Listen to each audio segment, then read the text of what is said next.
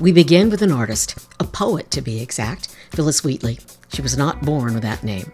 She was taken from her native Gambia, brought to Boston in the mid-18th century, and enslaved by the John Wheatley family. She was kidnapped to be a domestic.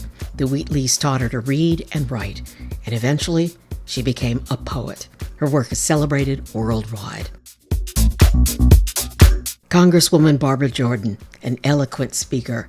She was the first African-American person to represent Texas and the first African-American woman to represent a southern state in the U.S. House of Representatives.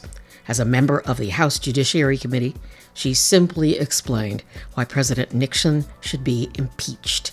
And then he resigned. Ida B. Wells, born into slavery during the Civil War, passionately documented and protested the lynching of African Americans. A civil rights leader, she fought segregation and for a woman's right to vote in the courts. Althea Gibson, she overcame racism to become the first African American tennis player to win a Grand Slam tournament. She won the French Championships in 1956. She also won 4 more single Grand Slams and 6 doubles titles. Yes, she definitely empowered the Williams sisters. Shirley Chisholm empowered us all, the first African-American woman elected to Congress. She represented New York's 12th district for 7 terms, beginning in 1972. She fought for racial and gender equality, advocated for the poor, and opposed the Vietnam War.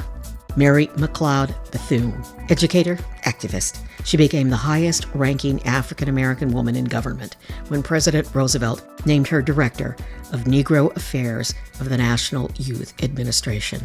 And she was also the only woman of color at the founding conference of the United Nations in 1945. Patricia Harris, another great trailblazer. She was the first Black woman to serve as an ambassador. She represented the United States in Luxembourg from 1965 to 1967. And she was the first Black woman appointed to a cabinet when President Jimmy Carter named her Secretary of Housing and Urban Development in 1977.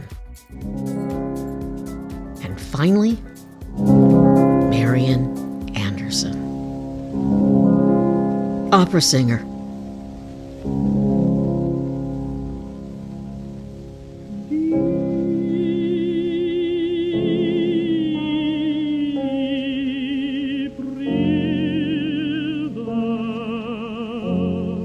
One of the greatest American contraltos in the 20th century or any century. The Daughters of the American Revolution refused to allow Anderson to perform at Constitution Hall, and this is when she was performing with the New York Metropolitan Opera. So First Lady Eleanor Roosevelt invited her to sing at the Lincoln Memorial on Easter Sunday that same year, 1939, and she was on radio nationwide. So there is a short list of 8 amazing, beautiful, talented civil rights champions. We are all so blessed to have these sisters blaze trails for the rest of us. I'm Gloria Moraga. I'm a political woman, and I vote. Join me.